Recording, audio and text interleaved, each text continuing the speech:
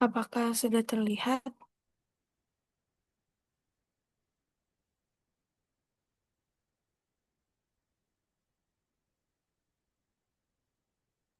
Sudah, Nak. Silakan, Nak. Terima kasih, Bu.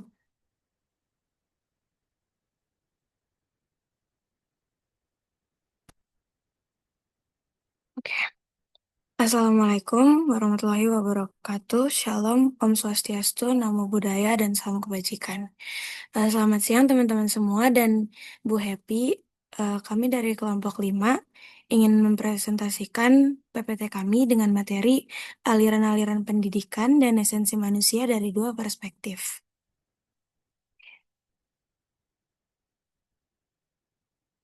Sebelum masuk ke pembahasan, berikut adalah anggota kelompok kami. Dengan saya sendiri, Chelsea Gracia Olivia, teman saya Febrianti Salsabila, dan Lutfi Dwi Rahmadi yang tidak hadir presentasi hari ini, lalu Muhammad Fauzan Islami, dan terakhir Reva Ardiani.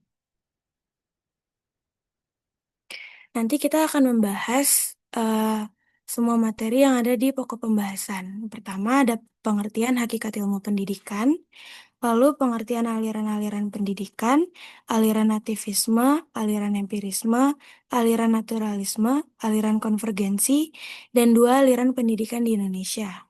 Lalu akan ada jeda ice breaking, lalu dilanjut pengertian esensi manusia, perspektif eksistensialisme, perspektif psikoanalis, lalu ada video pembelajaran dan akan diakhiri oleh kesimpulan. Slide selanjutnya akan disampaikan oleh Muhammad Fauzan. Dipersilakan. Baik, terima kasih Chelsea. Oke, jadi slide ini saya akan menjelaskan mengenai apa itu hakikat ilmu pendidikan. Nah, apa sih ilmu pendidikan itu? Nah, pertama-tama kita akan membaca menurut tokoh-tokoh yang terkenal. Yang pertama menurut John Friedrich Herbert.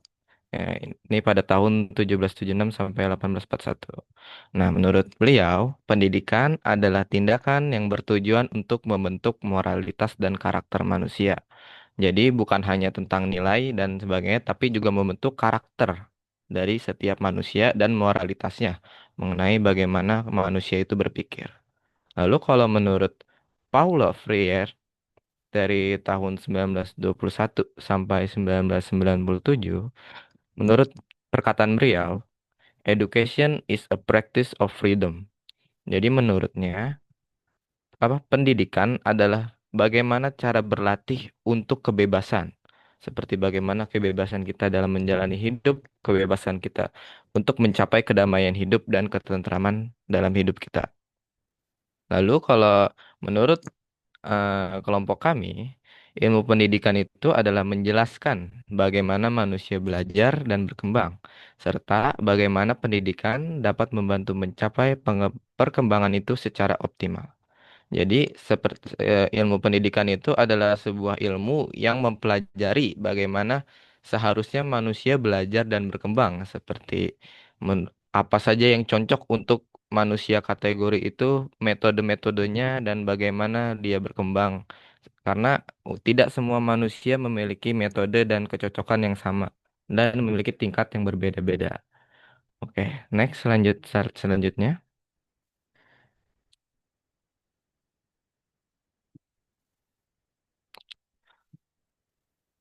Selanjutnya ada aliran-aliran dalam pendidikan. Nah, apa sih aliran-aliran dalam pendidikan itu?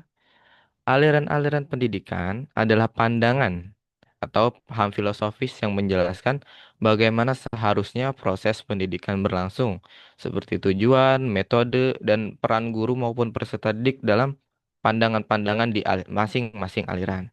Nah, untuk macam-macam alirannya dan bagaimana tiap aliran-aliran dalam memandang pendidikan. Nah, selanjutnya akan kita bahas di slide selanjutnya. Sebelumnya saya kembalikan kepada MC yaitu Chelsea. Terima kasih Fauzan. Slide selanjutnya akan dijelaskan oleh Febrianti Salsabila. Persilakan Ebi. Terima kasih Chelsea. Jadi di sini di slide selanjutnya ada aliran nativisme. Aliran nativisme itu berasal dari kata nativus yang berarti bawaan sejak lahir. Aliran ini berpendapat bahwa perkembangan seseorang sepenuhnya ditentukan oleh faktor bawaan atau hereditas atau keturunan. Dengan kata lain, lingkungan dan pendidikan hanya memiliki pengaruh kecil. Jadi ketika seseorang sudah lahir dengan kemampuan tertentu, hal itu yang paling menentukan bagaimana dia berkembang nantinya. Menurut salah satu tokoh filsafat, mendukung aliran ini yaitu Arthur Schopenhauer, beliau pernah berkata, "What a man is, he is by virtue of his own will and character. Education can do little to change that." Eh, Kutipan ini maksudnya, pendidikan itu tidak bisa banyak mengubah sifat atau watak seseorang. Jadi kepribadian kita sebenarnya sudah terbentuk sejak kita lahir. Lalu faktor yang mempengaruhi aliran nativisme di sini, yang pertama gen atau keturunan seperti sifat, sikap, dan karakter tertentu yang bisa diwariskan dari orang tua ke anak. Yang kedua, bakat dan kemampuan bawaan. Misalnya, ada orang yang dari kecil sudah jago musik atau cepat tangkap pelajaran. Itu karena bakat alami. Lalu yang ketiga, kondisi fisik dan psikologis yang diwariskan. Contohnya, bentuk tubuh, kecerdasan, atau sifat pendiam bisa turun dari keluarga. Selanjutnya, lalu di sini aliran empirisme. Aliran empirisme itu berasal dari kata empiria yang berarti pengalaman. Aliran ini menegaskan bahwa semua pengetahuan dan perkembangan individu berasal dari pengalaman dan lingkungan, bukan dari bakat bawaan. Artinya aliran ini percaya bahwa pengetahuan seseorang berasal dari pengalaman hidupnya. Jadi apa yang kita tahu dan bagaimana kita berkembang itu hasil dari apa yang kita lihat, dengar, dan alami sehari-hari. Tokoh utama dari aliran ini adalah John Locke. Beliau menjelaskan pandangannya melalui kutipan berikut ini. Let us suppose the mind to be as we say. White paper void of all character, without any ideas. How come it to be furnished? To this I answer, in one word, from experience. Maksudnya, pikiran manusia saat lahir itu seperti kertas putih yang masih kosong. Semua isi dan pengetahuan muncul dari pengalaman hidup yang kita alami. Lalu faktor yang mempengaruhi aliran ini, yang pertama itu ada lingkungan keluarga, sekolah, dan masyarakat. Tempat kita tumbuh dan bergaul sangat mempengaruhi cara berpikir dan berperilaku. Lalu yang kedua, pengalaman belajar. Semakin banyak seseorang mengalami hal baru, semakin banyak pula pengetahuan yang ia dapat. Lalu yang ketiga, pembiasaan dan latihan. Kemampuan seseorang bisa meningkat karena sering berlatih dan membiasakan diri, bukan karena bakat alami. Slide selanjutnya. Lalu ada aliran konvergensi. Aliran konvergensi merupakan gabungan antara nativisme dan empirisme yang menyatakan bahwa perkembangan manusia dipengaruhi oleh faktor bawaan atau hereditas dan lingkungan atau pengalaman secara bersamaan. Artinya aliran ini mencoba menyimbangkan dua pandangan sebelumnya. Jadi manusia berkembang bukan hanya karena faktor keturunan, tetapi juga karena lingkungan tempat dia tumbuh. Dengan kata lain, bakat dan pengalaman berjalan beriringan dalam membentuk kepribadian seseorang. Tokoh yang terkenal dengan aliran ini adalah William Strunk. Beliau menjelaskan pandangannya dalam kutipan berikut. Development is the product of the convergence of internal and external factor. Maksudnya, perkembangan manusia adalah hasil dari pertemuan antara faktor dalam diri, seperti bakat dan sifat bawaan, dengan faktor luar seperti lingkungan dan pengalaman hidup. Lalu di sini faktor yang mempengaruhi aliran konvergensi, yang pertama itu ada faktor internal yaitu bakat, minat, kemampuan, dan bawaan. Hal ini mencakup apa yang sudah kita bawa sejak lahir, seperti kecerdasan, kepribadian, atau kemampuan tertentu. Lalu yang kedua faktor eksternal yaitu pendidikan, keluarga, lingkungan, dan budaya. Pengalaman, belajar, cara didikan orang tua, serta budaya di sekitar kita turut membentuk bagaimana kita berkembang. Lalu slide selanjutnya. Ada aliran naturalisme. Jadi aliran naturalisme itu berpandangan bahwa manusia akan berkembang secara alami sesuai dengan kodrat dan hukum alam tanpa banyak campur tangan dari lingkungan atau pendidikan formal. Eh, dengan kata lain, aliran ini percaya bahwa setiap manusia punya kemampuan untuk tumbuh dan berkembang dengan sendirinya, asalkan tidak dihalangi. Jadi pendidikan seharusnya tidak memaksa anak untuk mengikuti aturan yang kaku, tapi membiarkan mereka belajar dari alam dan pengalaman hidup secara alami. Lalu salah satu tokoh dari aliran ini yaitu Jean-Jacques Rousseau. Ia menjelaskan pandangannya melalui kutipan berikut. Everything is good as it leaves the hand of the author of things. Everything degenerates in the hand of man. Yang maksudnya itu, eh, beliau percaya bahwa manusia pada dasarnya terlahir baik baik dan murni, tapi justru bisa rusak karena pengaruh masyarakat dan aturan yang berlebihan. Jadi pendidikan seharusnya mengikuti alam, bukan memaksakan kehendak manusia. Lalu faktor yang mempengaruhi aliran naturalisme, yang pertama itu alam dan lingkungan alami. Alam dianggap sebagai guru terbaik karena dari alam manusia bisa belajar banyak hal dengan cara yang alami dan bebas. Lalu yang kedua, dorongan dan kebutuhan dasar individu. Setiap orang memiliki dorongan alami untuk belajar dan berkembang tanpa dipaksa oleh orang lain. Lalu yang ketiga, kebebasan individu dalam berperilaku. Manusia perlu kebebasan untuk mengeksplorasi diri dan menentukan pilihannya sendiri agar bisa berkembang secara utuh. Baik, saya kembalikan ke moderator. Baik, terima kasih Febrianti. Slide selanjutnya akan dijelaskan oleh Muhammad Fauzan. Dipersilakan. Baik, terima kasih Chelsea. Oke, selanjutnya karena tadi kita sudah membahas 4 aliran ya, aliran yang selanjutnya ini adalah aliran yang ada di Indonesia. Jadi disebut aliran perguruan kebangsaan taman siswa atau bisa disebut dengan aliran pendidikan kebangsaan. Aliran ini menekankan hak setiap orang untuk mengatur diri sendiri dengan menjaga persatuan. Pendidikan harus memerdekakan dari lahir dan batin, berlandaskan kebudayaan bangsa, menjangkau seluruh rakyat, serta dilakukan dengan kekuatan dan biaya sendiri. Dalam mendidik, diperlukan keikhlasan untuk mengorbankan kepentingan pribadi demi kebahagiaan anak-anak. Nah, aliran ini itu didirikan di Yogyakarta oleh Ki Hajar Dewantara pada tahun 922. Tujuan utama Ki Hajar Dewantara mendirikan ini adalah memberikan pendidikan bagi rakyat Indonesia agar memiliki kesadaran kebangsaan dan kemerdekaan.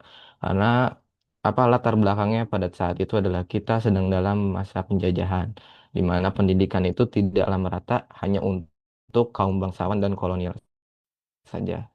Jadi, prinsip pendidikan ini adalah pendidikan untuk semua lapisan masyarakat, menanamkan budi pekerti dan karakter bangsa, agar menumbuhkan semangat kebangsaan dan cinta tanah air, agar semua rakyat Indonesia bisa bersama-sama sadar kalau kita adalah sebagai satu bangsa yang utuh dan sama-sama mengejar kemerdekaan.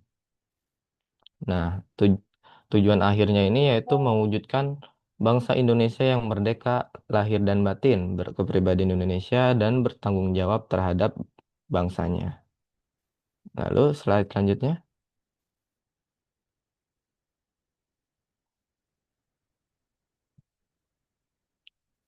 Oke, lalu slide selanjutnya ada aliran ruang pendidik INS Kayu Tanam. Nah, aliran ruang pendidik INS Kayu Tanam ini, INS-nya ini adalah Institut Nasional Syafei. Nah, aliran ini tuh didirikan oleh Muhammad Syafei. Jadi, institut ini, INS ini adalah nama beliau.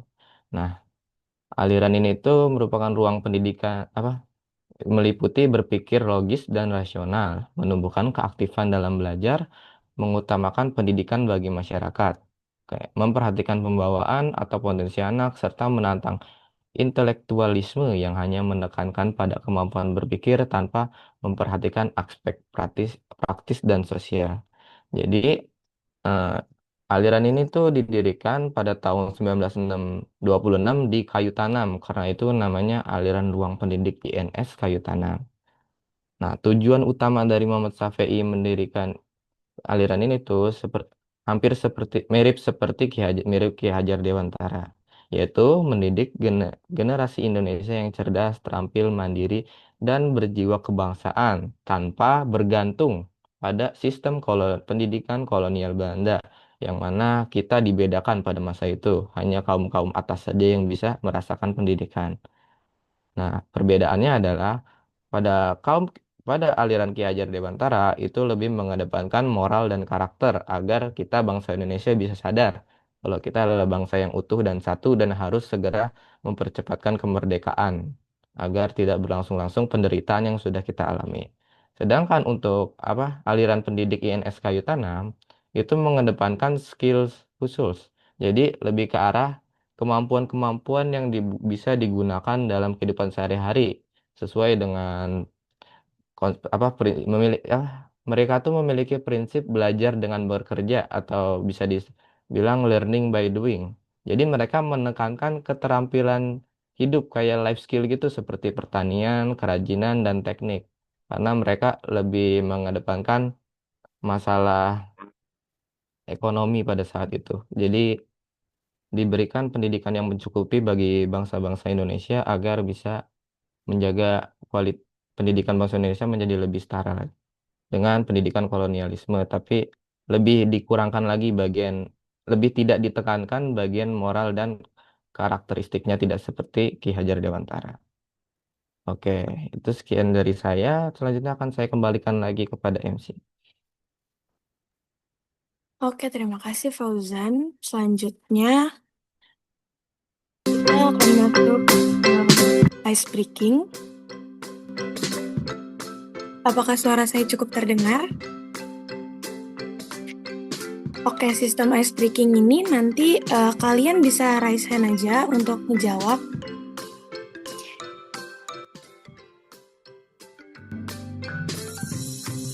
Oke, siap-siap ya teman-teman. Nah, siapakah aku kalau nggak pernah belajar atau coba, mana bisa pinter? Silakan teman-teman boleh raise hand.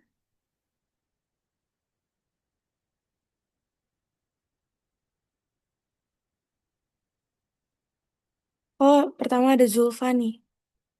Boleh Zulfa? Jawabannya aliran empirisme. Empirisme, benar nggak ya? BTW teman-teman, lagunya di kalian mati ya? Oke, nggak Iya. apa-apa. Langsung aja ke jawabannya. Oke, benar. Kasih tepuk tangannya teman-teman. Zulfa, mantap. Boleh next ke pertanyaan selanjutnya. Siap-siap ya teman-teman. Siapakah aku? Aku percaya semua orang lahir sudah punya bakat sendiri. Apakah sudah ada yang raise hand?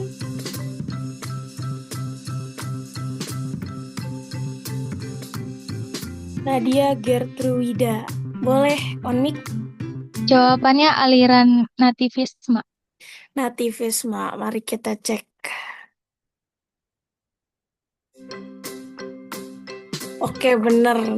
Nadia pinter banget menyimak. Terlihat sangat menyimak. Mantap. Kasih tepuk tangan teman-teman. Next ya, pertanyaan selanjutnya. Siapakah aku? Aku percaya semua harus seimbang. Bawaan penting tapi lingkungan juga perlu. Nadia, apakah ingin menjawab lagi? Boleh Enggak, lower maaf. hand? Iya, oke.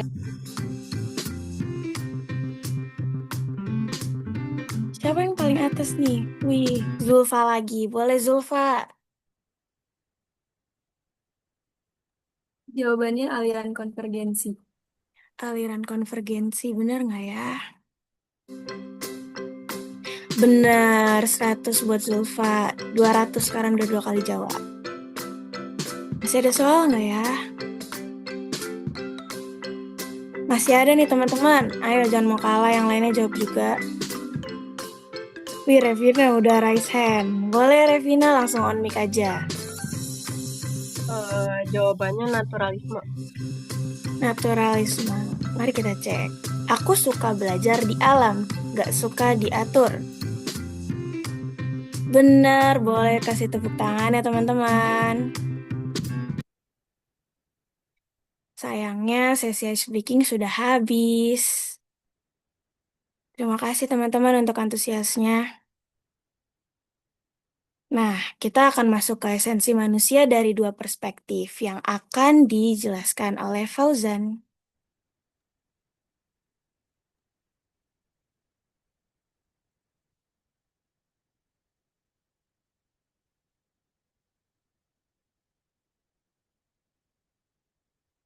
Oke, balik lagi ya sama saya ya. Dari tadi saya mulu ya. Nggak bosan-bosan kan kalian habis ice breaking nih udah semangat lagi. Oke, jadi kita selanjutnya akan membahas mengenai esensi manusia. Nah, esensi artinya apa sih? Nah, seperti yang bisa dibaca di sini nih. Esensi berasal dari bahasa Latin yaitu essentia yang berarti hakikat atau inti yang sebenarnya dari sesuatu. Jadi ini tuh adalah inti ya, teman-teman. Esensi manusia adalah hakikat terdalam yang menjadikan manusia berbeda dari makhluk lain, mencakup aspek akal, kesadaran diri, moralitas, kebebasan, dan tanggung jawab. Jadi, kalau menurut bacaan di sini, esensi manusia itu tuh yang membedakan manusia dengan makhluk lain. Jadi, inti dari manusia. Nah, yang membedakan manusia itu apa? Yaitu kita punya akal, kesadaran diri, kita punya moral, dan kita punya kebebasan dan tanggung jawab. Jadi, tidak seperti hewan dan tumbuhan. Nah, ada nih menurut tokoh-tokoh terkenal. Yang pertama, menurut Ki Hajar Dewantara, esensi manusia adalah makhluk berkodrat bebas, berpotensi, dan dapat tumbuh. Nah, tugas pendidikan adalah menuntun perkembangan potensi kodrat agar manusia menjadi pribadi yang merdeka lahir dan batin. Nah, seperti bacaan yang di atas, berhubungan apa berkesinambungan nih dengan menurutnya Ki Hajar Dewantara. Jadi, kalau esensi manusia itu adalah makhluk yang berkodrat bebas. Jadi, pendidikan itu seharusnya menuntun perkembangan potensinya manusia agar menjadi pribadi yang merdeka, yaitu pribadi yang bebas. Nah, kalau menurut tokoh lain, yaitu menurut John Dewey, John Dewey, manusia adalah makhluk sosial dan eksperensial, belajar dari interaksi dengan lingkungan. Jadi menurut John Dewey, manusia itu adalah makhluk yang belajarnya itu dari bersosial, tidak seperti makhluk-makhluk lain. Jadi makhluk-makhluk lain itu biasanya kan berkoloni, tapi kita ini manusia berbeda karena kita adalah makhluk sosial. Jadi kita ini makhluk yang saling membutuhkan satu sama lain dan kita belajar dan dari interaksi dengan lingkungan dan manusia satu sama lainnya. Nah, itu aja. Saya hanya di bagian pengertian esensi manusia dan selanjutnya akan dibacakan oleh teman saya. Jadi sebelumnya saya kembalikan kepada MC. Dadah guys. Dadah Fauzan, terima kasih. Oke, selanjutnya akan dijelaskan oleh Reva. Silakan Reva. Baik, terima kasih atas pertanyaan. Di sini saya akan jawab tentang perspektif ekosistem Maaf dan Reva, boleh apa itu agak perspektif dideketin ke mic? oh ya, apa itu perspektif eksistensialisme?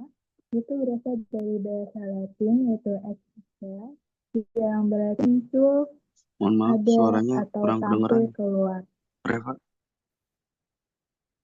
Oh, tes atau kedengaran? Kedengeran Reva, boleh Oke, dideketin aja. oke, saya ulang ya. Eksistensialisme berasal dari bahasa Latin existe yang berarti muncul, ada atau tampil keluar. Dan isme dari bahasa Yunani ismos yang berarti paham atau aliran. Jadi, eksistensialisme adalah paham tentang keberadaan manusia yang menekankan kebebasan dan tanggung jawab pribadi. Manusia sebagai subjek yang bebas dan bertanggung jawab atas pilihannya sendiri. Dalam konteks pendidikan, hal ini berarti bahwa peserta didik bukan sekadar objek yang menerima pengetahuan, melainkan individu unik yang mencari makna membentuk dirinya melalui pengalaman belajar.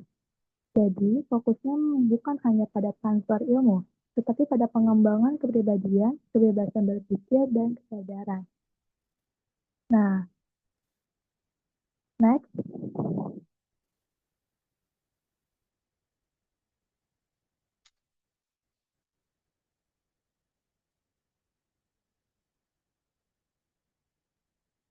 Di sini ada prinsip-prinsip eksistensialisme dalam pendidikan menurut Jean-Paul Sartre. Yang pertama ada kebebasan individu. Beliau mengatakan bahwa manusia itu dikutuk untuk bebas. Artinya, kita tidak bisa lari dari kebebasan memilih, karena itu adalah bagian dari keberadaan kita sebagai manusia. Nah, dalam konteks pendidikan, Ia menekankan bahwa setiap siswa punya kebebasan untuk menentukan arah belajarnya sendiri. Jadi sistem pendidikan tidak boleh memaksakan atau mengekang kreativitas siswa, tapi justru memberi ruang bagi siswa untuk berpikir dan berkembang sesuai dengan minat dan potensi masing-masing. Yang kedua ada tanggung jawab pribadi. Karena kita bebas, maka kita juga harus bertanggung jawab. Dalam pendidikan, ini berarti siswa tidak bisa menyalahkan orang lain atas pilihannya sendiri. Peran kita sebagai guru nanti di sini bukan sebagai pemaksa nilai, tetapi juga sebagai pembimbing yang membantu siswa memahami konsekuensi dari pilihan-pilihannya. Yang ketiga ada pembentukan diri melalui tindakan. Menurutnya, manusia membentuk dirinya melalui tindakan nyata, bukan teori. Jadi pendidikan tidak cukup hanya dengan ceramah atau hafalan saja nih. Pendidikan yang sejati menurut Sate yang memberikan ruang bagi siswa untuk mengalami, mencoba lagi, gagal, belajar, dan merefleksikan pengalaman mereka. Proses ini yang akan membentuk karakter siswa dan kepribadian mereka secara otentik. Selanjutnya ada prinsip yang keempat atau yang terakhir, autentisitas atau keaslian diri. Dalam pendidikan, ini artinya siswa harus belajar mandiri, belajar menjadi dirinya sendiri, bukan hanya berusaha mendapatkan nilai bagus untuk menyenangkan guru, orang tua, dan dirinya sendiri. Tetapi juga tujuan pendidikan itu adalah membantu siswa menemukan keaslian diri mereka sendiri. Selanjutnya ada pengaruh eksistensialisme dalam dunia pendidikan menurut Jean-Paul Sartre lagi nih. Yang pertama itu adalah pendidikan sebagai proses menjadi diri sendiri. Yang kedua ada kebebasan dan tanggung jawab dalam belajar. Yang ketiga pembelajaran yang autentik dan reflektif. Yang ketiga pendidikan sebagai ruang untuk menciptakan makna hidup. Lalu yang terakhir ada guru sebagai fasilitator eksistensialisme. Boleh next, Chelsea?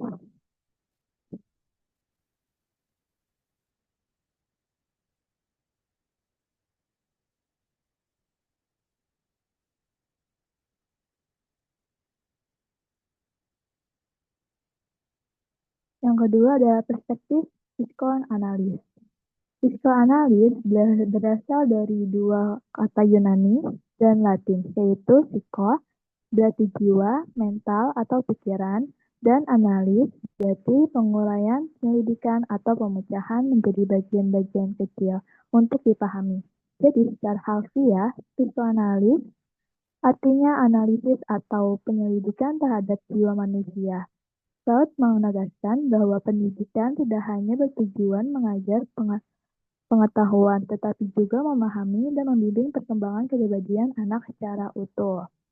Jadi dalam konteks filsafat dan psikologi, perspektif psikoanalis adalah pendekatan yang memandang perilaku manusia menjadi hasil dari dorongan dan konflik bawah sadar, terutama yang berkaitan dengan pengalaman masa kecil.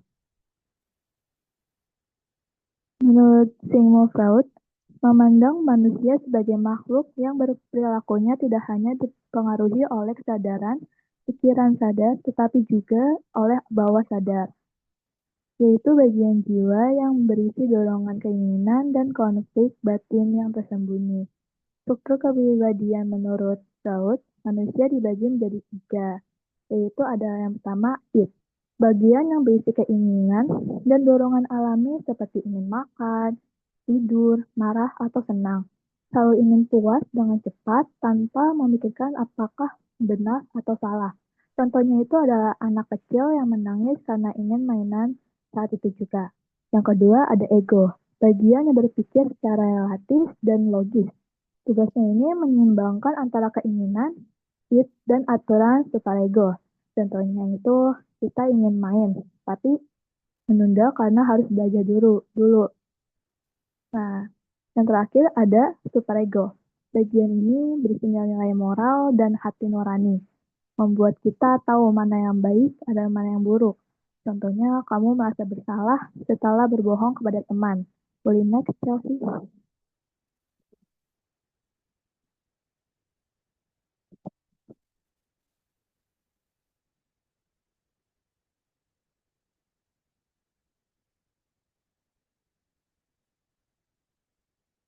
Oke, di sini ada pengaruh psikoanalis dalam dunia pendidikan menurut Sigmund Freud lagi. Menurutnya, ada banyak pengaruhnya. Yang pertama itu ada pendidikan harus memahami aspek emosional dan bawah sadar anak. Yang kedua ada pentingnya lingkungan yang aman dan hangat untuk perkembangan kepribadian. Lalu yang ketiga ada pendidikan sebagai proses pembentukan kepribadian. Lalu yang keempat ada peranan guru sebagai pembimbing psikologis. Yang kelima ada pentingnya pendidikan anak usia dini. Yang keenam ada bimbingan dan konseling berbasis psikoanalis. Lalu yang terakhir ada pendidikan moral dan pembentukan superego. Oke, selanjutnya akan saya arahkan ke moderator. Oke, terima kasih Reva. Selanjutnya, mohon maaf Ibu Happy. Selanjutnya akan masuk ke video pembelajaran. Apakah video pembelajaran terlebih dahulu atau sesi tanya jawab terlebih dahulu?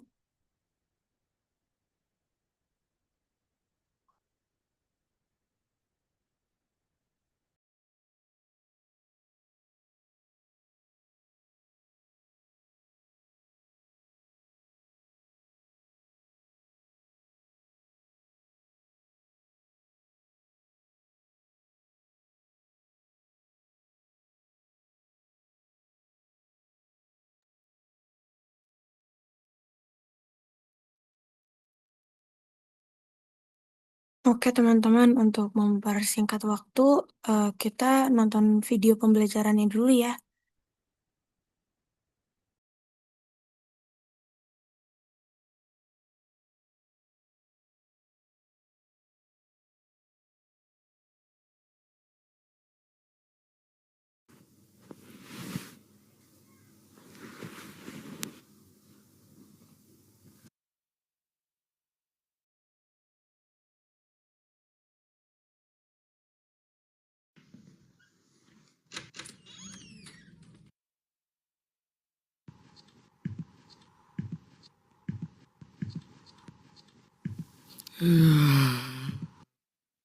Gue gak bisa kayak gini terus. Gue harus temuin itu secepatnya. Ma, aku berangkat ya.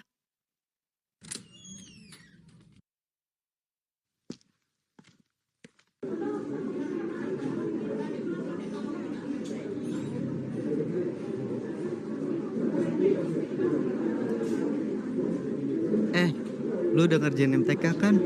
Iya udah. Lihat dong. Udah semua kan? Asik, orang pinter emang beda.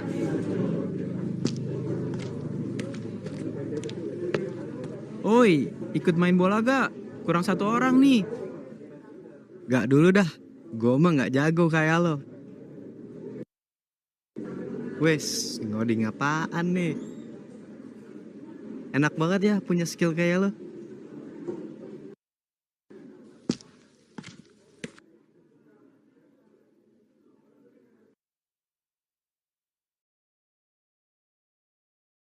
Gila, lukisan lu kok bisa bagus banget sih? Hah? Random amat lu. Tiba-tiba datang ke sini.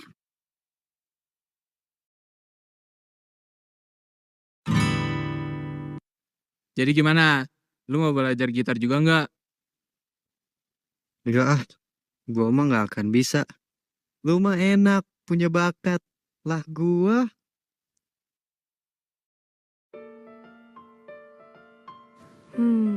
Bakat ya.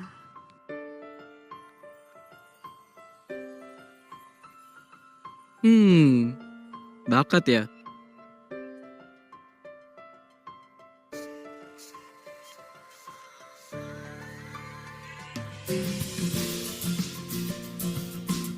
Hah, bakat.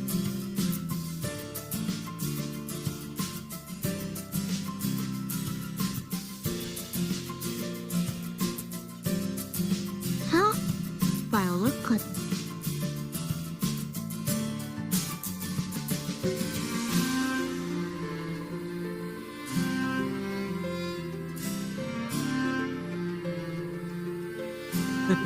Bakat ya?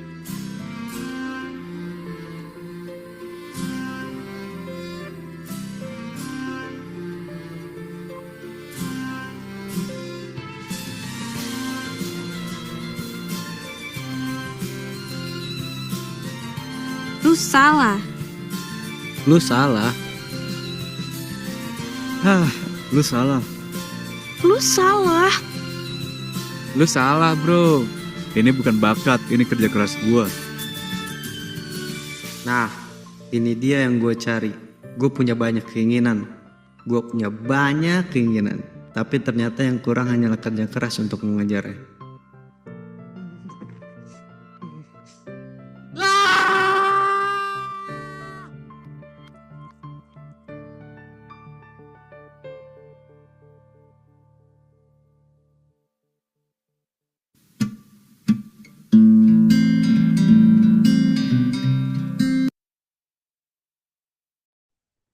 Oke, terima kasih teman-teman yang sudah menyimak video pembelajarannya.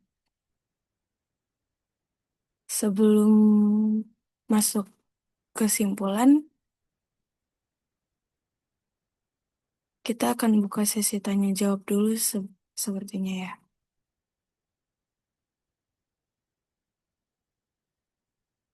Untuk teman-teman terlebih yang kelompok 678, boleh raise hand yang ada pertanyaan.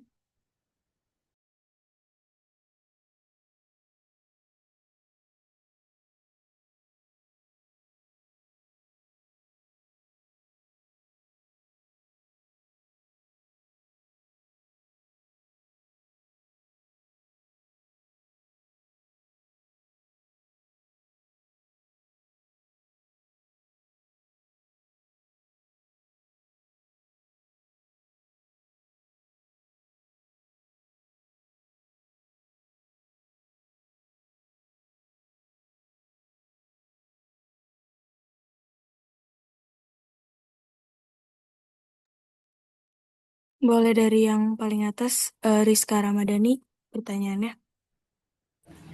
Baik, terima kasih kesempatannya. Perkenalkan, nama saya Rizka Ramadhani dari kelompok 7 ingin bertanya. Tadi di slide perspektif psikoanalis yang bagian pengaruh psikoanalis dalam dunia pendidikan menurut Sigmund Freud, itu kan ada pendidikan moral dan pembentukan superego.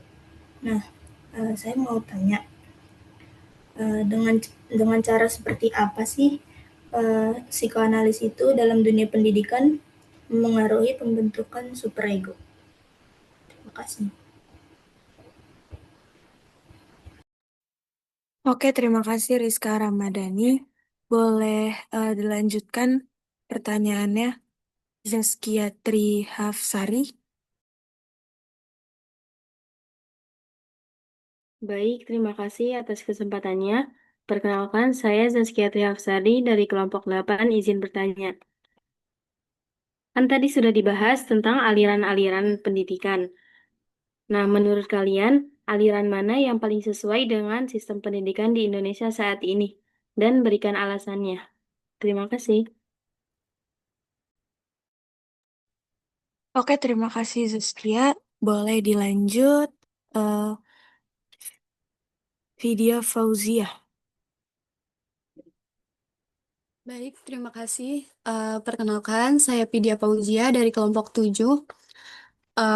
Di dalam aliran konvergensi yang menyatakan bahwa perkembangan manusia dipengaruhi oleh faktor bawaan dan lingkungannya secara bersamaan.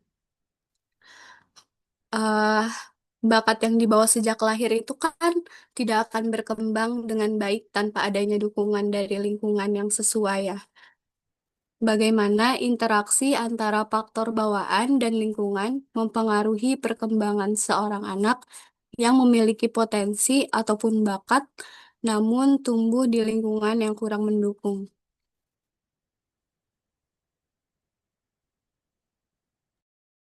Oke, terima kasih Vidya. Selanjutnya boleh Kansa Sabita. Baik, terima kasih atas waktunya. Perkenalkan, saya Kansa Gita Gumai dari kelompok 6. Saya izin bertanya tentang, kan yang di PPT tadi dijelaskan bahwa pengaruh psikoanalisis dalam dunia pendidikan yang menurut Sigmund Freud itu, yang pertama, pendidikan harus memahami aspek emosional dan bawah sadar anak. Nah, yang saya ingin tanya itu, Gimana sih, atau boleh tolong uraikan nggak gimana peran pendidikan dalam membantu individu memahami dirinya yang menurut psikoanalisis itu? Terima kasih. Terima kasih Kansa Sabita Gumai. Teman-teman, pertanyaannya di hold dulu ya. Kita cari jawaban dulu.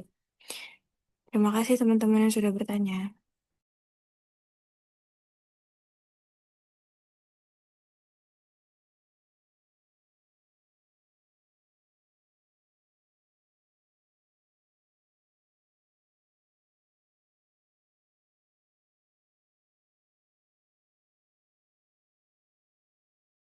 Pertama, saya akan menjawab pertanyaan dari kelompok 7 ya, Vidya Fauzia.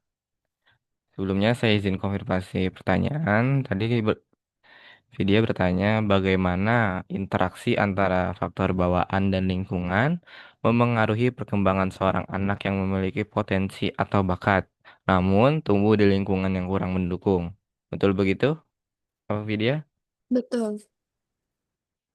Oke, jadi kalau menurut yang kami ketahui, dalam aliran konvergensi itu dijelaskan kalau aliran konvergensi adalah penggabungan dari aliran empirisme dan nativisme, di mana nativisme adalah murni bakat dan empirisme adalah murni kerja keras.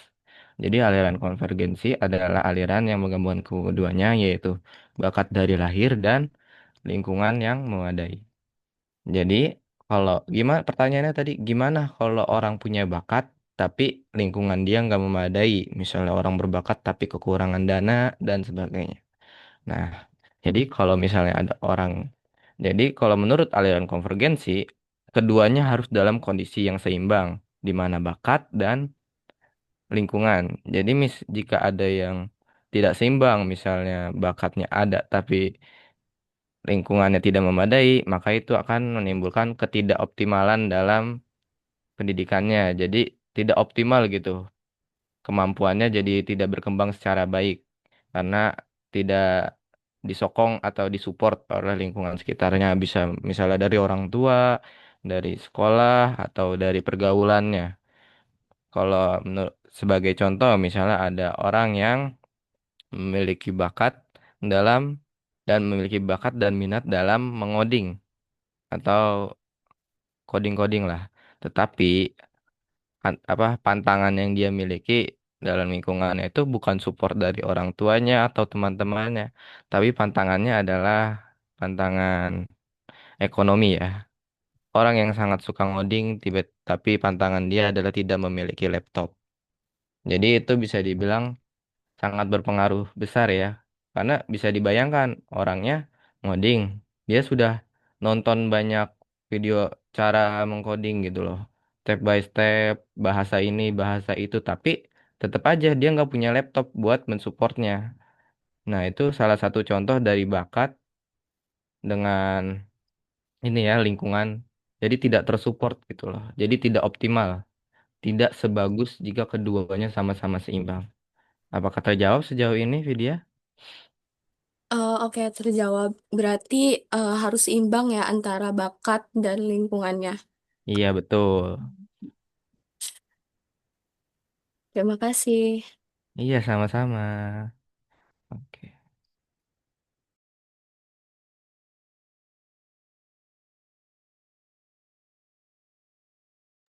Oke, selanjutnya saya izin menjawab pertanyaan dari Saskia Hafsari. Sebelumnya saya konfirmasi dulu ya pertanyaannya. Dari 4 aliran pendidikan yang dibahas, aliran mana yang sesuai dengan sistem pendidikan di Indonesia saat ini? Apakah benar Saskia? Iya, benar. Oke, jadi menurut kelompok kami itu aliran yang paling sesuai dengan sistem pendidikan di Indonesia saat ini itu adalah aliran konvergensi. Kenapa? Karena sistem pendidikan di Indonesia tidak hanya menekankan pada faktor bawaan atau bakat alami saja, tetapi juga pada pengaruh lingkungan seperti sekolah, keluarga, dan masyarakat. Contohnya dalam kurikulum Merdeka, siswa diberi kebebasan untuk mengembangkan minat dan bakatnya. Kayak misalkan waktu kita sekolah itu kita disuruh dibebaskan untuk memilih jurusan yang mana yang mau kita ambil. Misalkan dari IPA itu ada fisika, biologi, dan kimia. Lalu kalau di IPS itu ada sosiologi, ekonomi, dan geografi. Dan kalau di jurusan bahasa itu sesuai dengan yang ada, yang ketersediaan yang ada di sekolahan kita masing-masing. Nah, jadi tetapi kita juga ada yang dipaketin biasanya. Biasanya udah dipaketin tuh sesuai sama jurusan yang bakalan kita ambil di perkuliahan nanti. Tapi juga pa- apa namanya, bimbingan melalui kegiatan bakatnya juga itu, belajar di sekolah dan lingkungan sekitar itu tetap dibimbing oleh guru-guru kita dan lingkungan sekitar sekolah kita. Jadi bisa dibilang sistem pendidikan kita berusaha menyeimbangkan antara potensi yang dibawa sejak lahir dengan pengalaman belajar yang didapat dari luar, sesuai dengan pandangan aliran konvergensi. Intinya, pendidikan di Indonesia mencoba menggabungkan dua sisi penting, bawaan dan pengalaman, supaya peserta didik bisa berkembang secara utuh, baik dari dalam dirinya maupun dari lingkungannya. Apakah sudah cukup terjawab, Saskia? Sudah, terima kasih. Oke, terima kasih, Saskia. Oke, tapi saya akan menjawab pertanyaan dari Rizka Ramadhani. Itu pertanyaannya dalam perspektif psikoanalis, apa itu superego dan dengan cara seperti apa psikoanalis dalam dunia pendidikan menurut Sigmund Freud mempengaruhi pembentukan superego. Yang sudah saya jelaskan tadi, superego adalah bagian kepribadian yang berisi nilai-nilai moral dan hati nurani. Jadi dalam pendidikan, kita dapat membentuk superego bagi siswa. Yang pertama itu ada teladan dari guru. Jadi guru bukan hanya memberikan pembelajaran, tetapi juga guru bisa memberikan contoh-contoh baik, seperti guru datang tepat waktu, dan selalu jujur saat ujian. Itu akan membuat siswa belajar tentang kejujuran dan kedisiplinan. Lalu yang kedua ada menanamkan nilai dan norma. Jadi contohnya saat membahas tentang sikap saling menghormati teman yang berbeda pendapat, siswa dapat belajar untuk menjadi lebih terbuka dan empati. Itu yang ketiga, memberikan pujian dan teguran bagi siswa agar siswa dapat tahu nih kesalahan atau kebaikan apa yang telah mereka lakukan. Jadi siswa dapat membantu temannya, lalu dipuji guru, lalu ia merasa senang dan ingin terus melakukan hal-hal yang baik. Baik, bagaimana bisa? Sudah terjawab. Terima kasih. Apa yang diperoleh, Nak? Dari jawaban penyaji, Rizka, silakan. Jadi psikoanalisis itu dapat mengaruhi superego dari misalnya guru itu memberikan contoh tidak telat masuk kelas, terus menegur teman agar dia bisa sadar kesalahan dari diri dia sendiri, seperti itu. Oke. Iya, tadi pertanyaannya apa, Nak? Boleh diulang? Gimana psikoanalisis itu mengaruhi superego, Bu? Pembentukan superego. Oke, superego itu apa? Ada id, ego, superego. Nah, penyaji coba browsing sekarang, Chelsea dan kawan-kawan, cari gunung es ya.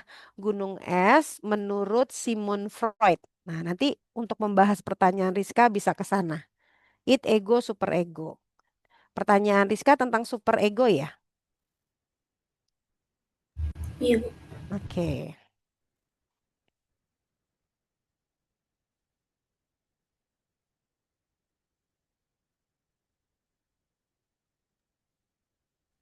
Maaf Ibu, izin ingin melanjutkan menjawab pertanyaan ya Ibu.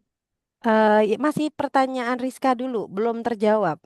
Saya minta Chelsea browsing di YouTube, di Google tentang gunung es menurut Sigmund Freud. Itu akan menjawab pertanyaan Rizka soalnya. Oke, baik. Browsing Terima terus kasih, Ibu. tampilkan ya. Ditunggu ya, Rizka, sebentar.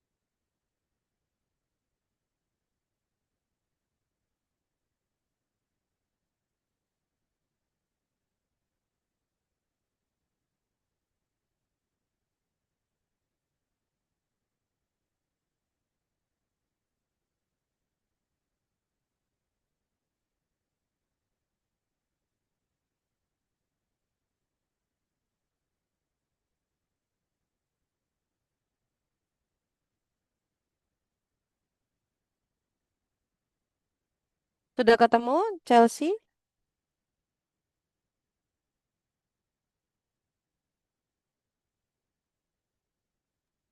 Sudah, Ibu, sebentar. Lagi di share screen.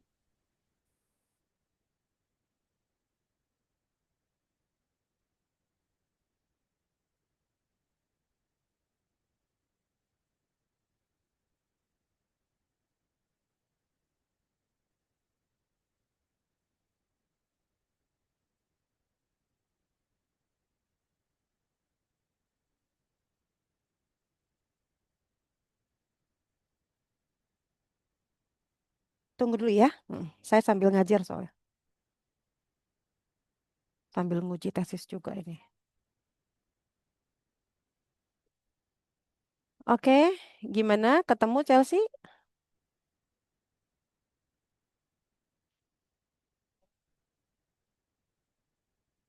Nah, ya, Rizka dan kawan-kawan, coba perhatikan. Gunung es itu yang paling paling dalam, paling besar itu ada di atas atau di bawah permukaan? Di ya hai rini iya di bawah ya. Nah, mic-nya dibuka ya, di bawah. Kelihatan ya. Jadi yang tampak di atas itu tidak lebih lebih di bawahnya. Nah, terkait dengan hal tadi Rizka, pertanyaan kamu kalau super ego di mana? Ego itu maknanya sadar. Nah, ketika kalian belajar ini 12% 20% maksimal kalian peroleh. Sampai rumah kurang, dibawa tidur kurang, sampai lulus kurang gitu ya. Intinya ego ini adalah ketika kita sadar. Preconscious mind. Jadi ketika kita sedang bangun, kita beraktivitas, itu adalah ego. Super ego di sini adalah antara sadar dengan tidak sadar. Contohnya seperti apa? Ketika di sini kalau di bawah sadar itu tepatnya di sini adalah keinginan, naluri, dorongan, ingatan, konflik tersembunyi gitu ya, perilaku dan kepribadian seseorang. Nah, itu yang posisinya di di bawah sadar. Tapi kalau yang di tengah-tengah antara contoh kalau kalian lagi kuliah kayak gini gitu ya, kuliah online kalian tulis di chat Bu Happy, saya izin ke toilet gitu ya, ke toilet sebentar. Nah, ada mahasiswa yang nggak mau rugi kalau dipanggil gitu, dia off kamera mungkin dia bawa HP-nya gitu ya ke kamar mandi. Ada mahasiswa yang sudah izin ketika dipanggil-panggil dosennya mungkin nggak mengecek chatnya. Dipanggil-panggil mahasiswanya nggak menjawab. Akhirnya PJ kelas atau temannya lain, Bu tadi dia izin ke toilet karena HP-nya tidak dibawa. Nah, super ego inilah yang mengontrol ada yang memang ingin keinginan sendiri atau tidak. Nah, kalau ini unconscious mind di bawah sadar. Dia lagi marah, dia trauma, dia kesel. Nah, sampai ke bawah mimpi. Akhirnya kalau anak-anak ngigo, lari ke atasnya, ngigo. Nah, dari konsep ini pendidikan dipengaruhi. Jadi ada namanya hypno Jadi anak-anak itu dibuat tenang gitu ya, masuk ke alam beta, dibuat tenang, beta itu masuk ke it ya. Sehingga tertidur dulu, nyaman, pernafasan, baru dia masukkan unsur-unsur yang ingin didoktrin. Nah, teman-teman nggak dapat tuh treatment seperti itu karena yang punya nanti di psikolog ya. Nah, itu untuk membuat tenang konselinya. Sampai sini Rizka paham? Paham, Bu. Oke. Apa yang kamu ambil dari pertanyaanmu? Makna yang bisa kamu ambil, Rizka? Maknanya eh, dari pertanyaan saya, jadi psikoanalisis itu mengaruhi superego. Dari superego itu kan tadi di antara sadar dan tidak sadar ya. Kalau ego itu yang kita Kondisi sadari, kalau sadar. Iya. Jadi kalau yang kalian di hipnoterapi sama Uya Kuya bisa karena 80% di bawah alam bawah sadar loh punya kita semuanya. Iya. Jadi kenapa digendam gitu ya ada di di hipno ketika di jalan. Ketika kalian lelah, dipilih orang-orang yang lelah secara fisik sehingga gampang masuknya ke superego dan it.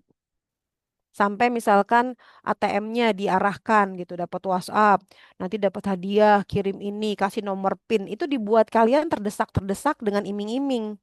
Nah, itu masuknya ke superego sampai ke it. Karena bisa dikontrol 80%. Jadi logikanya harus bermain. Orang yang tidak bisa dihipnoterapi, dihipno adalah orang-orang yang berpikirnya multitasking. Nah, perempuan kecenderungan seperti itu.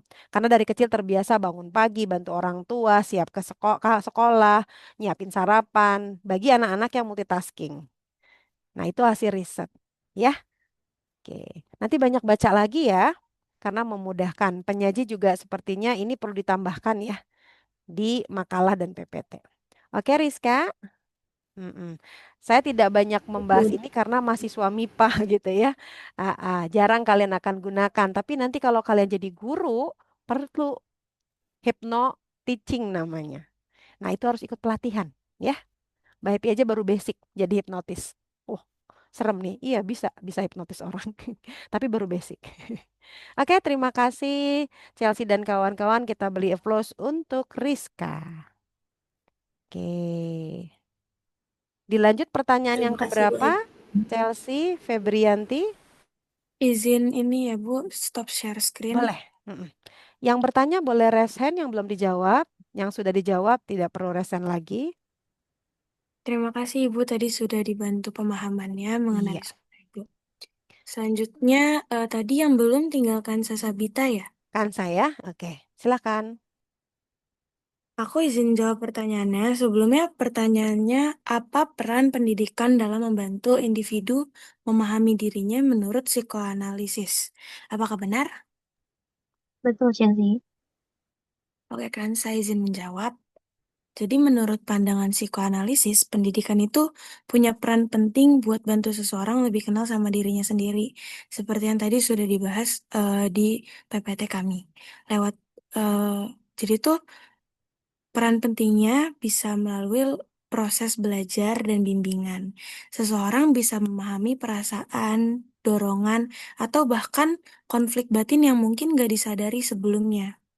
Pendidikan juga bisa ngajarin kita cara kontrol emosi, menyalurkan energi ke hal-hal yang lebih positif, misalnya lewat seni atau kegiatan yang lebih bermanfaat.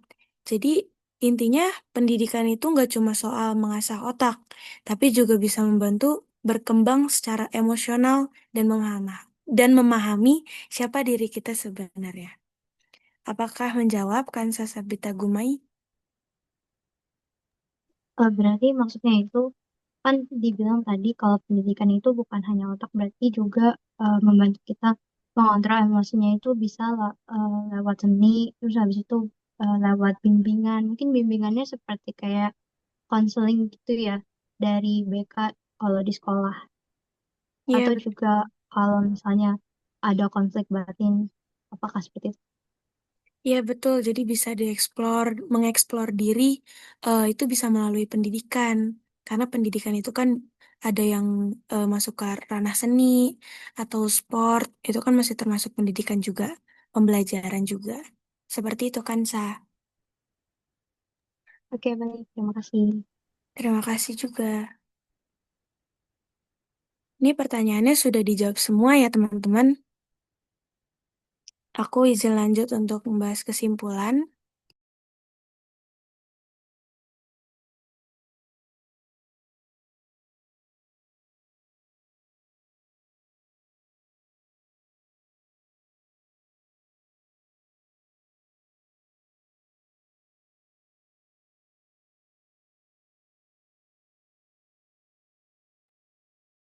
Apakah suaranya terdengar?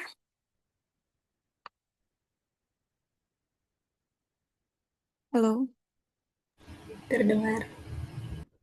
terima kasih. Selanjutnya akan membahas kesimpulan oleh saya sendiri. Jadi kesimpulan dari materi yang hari ini kita bahas itu pertama aliran-aliran pendidikan. Aliran-aliran pendidikan menjelaskan bahwa perkembangan manusia dipengaruhi oleh faktor bawaan dan lingkungan. Seperti nativisme menekankan keturunan, empirisme menonjolkan pengalaman, naturalisme menitik beratkan perkembangan alami, sedangkan konvergensi memadukan keduanya secara seimbang. Semua aliran sepakat bahwa pendidikan berperan dalam mengembangkan potensi manusia. Lalu, dalam pandangan eksistensialisme dan psikoanalis, manusia dipahami sebagai makhluk yang terus membentuk dirinya. Eksistensialisme menekankan kebebasan dan tanggung jawab individu. Sedangkan psikoanalis melihat pengaruh pengalaman dan bawah sadar. Karena itu, pendidikan yang baik adalah yang menumbuhkan potensi kesadaran diri serta kebebasan berpikir agar manusia berkembang secara utuh. Jadi intinya, pendidikan itu cukup penting teman-teman untuk membentuk perkembangan diri manusia. Seperti itu kesimpulannya. Ini adalah referensi, nanti kalian bisa cek di PPT kami. Lalu ini dosen pengampu kami dengan moto Be Happy Be Me. Sesi tanya jawab tadi sudah kita lewati, lalu penutupan. Sekian dari kelompok 5, kurang lebihnya mohon maaf. Terima kasih teman-teman semua. Oke, terima kasih Chelsea. Kita beli aplaus yang luar biasa untuk kelompok 5. Nah, adapun nilai dari saya 86. Wah, ini goyangannya bagus, tapi ketika suruh bertanya, memberi respon pada diem. Ini kenapa nih? Udah banyak mau siap-siap UTS ya? Tugas dosen udah banyak. Oke, minggu depan kita UTS. Ya, oh. Nah, UTS-nya waktunya dari jam 11 sampai 14 berapa kita 20 ya? Ya. Dan itu pertanyaannya dari materi pertemuan pertama sampai terakhir kelompok 5. Seperti apa sih Mbak Happy bentuk pertanyaannya? Contoh, tadi ada aliran apa ayo? Kelompok 5 tadi ada 6 aliran. Siapa yang ingat? Risma, Mika, Mutia tadi membahas aliran apa aja yang kalian ingat? Menjawab, Ibu. Ya, sebentar Julfa. Mbak Happy minta Risma, Mika, dan Mutia. Kamu lah. Ayo. Silakan. Ada aliran nativisme, naturalisme, empirisme, Nah, kalian jurusannya apa? pendidikan matematika. Ah, matematika. Nah, Iya. kalau matematika, aliran mana yang lebih cocok dengan kalian? Yang kena bakat. Julfa, boleh dibantu. Aliran mana, Julfa, dari 6 aliran tadi yang menurutmu memang terkait dengan profil prodimu? Ujiannya kayak gitu. Jadi nggak cukup dibaca, nggak cukup dipahami, tapi kalian harus menganalisis. Ya, jadi di semua materi dari pertemuan pertama yang BPI bahas, dari RPS, penjelasan RPS, sampai dengan pertemuan kelompok 5 ini, itu berkaitan dengan profesi kalian. Nah, Saka juga sama dari matematik. Nah, semua ini matematik ya, 50 orang. Yovando, ya? Yovando dari matematik juga? Iya, benar Ibu. Iya. Iya, nanti kasih contohnya sesuai dengan prodi kalian. Sehingga kalian harus tahu pasti konstruk teorinya dan bagaimana mengaplikasikannya. Karena selalu saya katakan gunakan 5W1H. H. Jadi how to do. Nah, nanti soalnya kasuistik. Kalian boleh menggunakan AI dan sebagainya, silahkan. Tapi kalau pakai ChatGPT, pakai aplikasi, saya tahu banget bacaannya, saya tahu banget tabel-tabelnya. Bahasanya itu tidak menunjukkan bahasa mahasiswa semester 1, ya. Nah, kalau udah ketahuan pakai AI, tanpa kalian modifikasi, tanpa kalian analisa berdasarkan pengalaman kalian, literasi bacaan jurnal kalian, nah, mohon maaf, nilainya 0. Ya, jadi karena kita kuliahnya daring, ujiannya daring, nanti saya akan kumpulkan dalam soalnya itu dalam Google Classroom. Jadi mohon kalian yang sudah punya email Google sesuai nama. Misalkan Muhammad Fauzan Islami, namanya M Fauzan Islami. Nah, itu masih nyambung, saya bisa bisa nyari gitu ya. Tapi kalau misalkan namanya Salwa Nabila, terus dia sebut Nabila Salwa, bikin pusing saya kan ya, tersalah orang. Jadi jangan dibolak-balik gitu ya. Oke, Fani yang paling happy, misalkan Gmailnya kayak gitu. Nah, saya agak bingung tuh. Ntar nilainya nilai Fani sama nilai saya, gitu ya. Jadi tolong nanti ketika saya kasih link Google Classroom, teman-teman pakai nama asli kalian. Jadi kalau yang belum punya Gmail yang pakai nama kalian buat ya. Nah, seperti itu gambarannya ada pertanyaan untuk persiapan UTS. Jadi nanti PJ kelas membuat G-form untuk kehadiran. Ujiannya jam 11 sampai dengan 14.20. Lebih dari itu tidak diterima. Jadi cari sinyal ketika mengumpulkan dengan baik. Terus ketika mengumpulkan pakai apa Bu Happy? Karena kalau Google Classroom kan orang lain nggak bisa ngelihat ya. Yang bisa ngelihat hanya Mbak Happy. Jadi aman. Kalau mau pakai Word, kalau mau pakai PDF, silahkan. Hurufnya bebas, yang penting ada isinya. Dan jangan lupa ada daftar pustakanya. Ya. Mm-mm. Ada lagi yang mau bertanya? Belum ada yang bertanya atau cukup? Mbak Epi harus masuk ke kelas Ibu, berikutnya. Ibu, Oh ya, silakan. itu Fauzan. UTS-nya tuh tiap orang yang diberikan soal yang sama atau bagaimana, Bu? Oh, yang jelas itu rahasia saya, ada kodenya. Mm-mm. Oh, baik, Ibu. Diacak. Kalau sama pun nggak bisa kerja sama. Ketahuan plagiarism, 0. Siapa yang ngasih, yang dikasih, 0. Gitu ya. Mm-mm. Nah, enak ngomong sama anak MIPA ya, sama matematik jelas. Nggak setengah Bu, nggak 50%, enggak. Kan nyontek. Nyontek kalau di ITB keluar ya, DO. Di kelas saya hanya 0 aja nilainya. Terus di kelas saya tidak ada nilai remedial. Semuanya proses. Jadi kalau nggak lulus ya ngulang lagi gitu. Bisa ngulangnya nggak Mbak Happy ya? Boleh. Jadi nggak ada namanya perbaikan nilai. Berdasarkan statuta UNJ, nilai C itu tidak perlu diperbaiki, ya. Jadi kalau kalian nggak puas, ya dapatnya jangan jangan C, jadiin D aja atau C minus, biar nanti bisa ngulang. Tapi kalau sudah dapat C, itu otomatis tidak bisa mengulang. Tapi saya yakin kelas ini nilainya A semua, ya. Dipersiapkan dengan optimal. Jangan ambil sesi A plus kalau bisa, bukan A plus. Kalau A minus kan di bawah 86. Mbak Happy bisa aja. Iya, doanya nilainya A gitu ya. Oke, fotonya tadi sudah dikirim ya Chelsea ya, Chelsea ya. Oke. Ada Ya. lagi? Kayaknya yang mau ujian hanya kelompok 5 nih yang siap nih. Yang lain happy-happy aja atau kecapean? Bu Listia izin sama bertanya. Selpa gimana?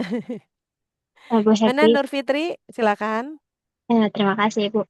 Untuk Mm-mm. plagiatnya, cek plagiatnya ada ketentuan nggak Bu kayak maksimal berapa persen? Enggak. Yang Mbak Happy khawatirkan ketika kalian pakai ChatGPT, terus kalian nggak ngubah standar dengan bahasa kalian. Nah, kalau udah pakai ChatGPT, tabel ChatGPT aja kita udah bisa tahu ya. standarnya. Bahasanya juga halus banget karena bahasa manusianya tingkat tinggi gitu. Dan daftar pustakanya kagak karuan, salah ya. Oke, Mm-mm. makasih Ibu. Sama-sama, Pit. Oke, teman-teman, kalau tidak ada, saya tutup perkuliahan kita. Ingat, nanti kita akan tetap di link Zoom sehingga saya bisa mengamati ketika teman-teman mengerjakan. Jadi, GForm akan diberikan ketika mulai UTS. Jadi UTS-nya tetap ada di link Zoom. Mulai jam 11 ya, sampai 14.20. Oke, teman-teman, terima kasih banyak. Jaga kesehatan. Kita ketemu di pekan UTS. Terima kasih. Wabillahi taufiq hidayah. Assalamualaikum warahmatullahi wabarakatuh.